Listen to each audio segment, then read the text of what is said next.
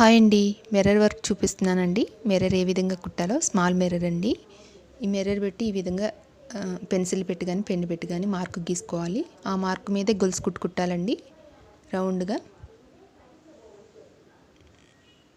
రౌండ్గా కుట్టాక ముందు పేటలో నుంచి దారం తీసుకుంటా రావాలి.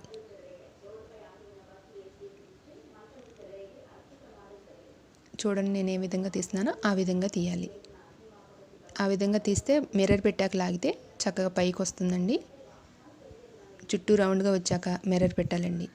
పెట్టి ఇప్పుడు లాగాక మళ్ళీ ఒకసారి ఒక పేటలో నుంచి కుట్టాం కదా, అదే విధంగా కుట్టాలి. గట్టిగా ఉంటుందండి.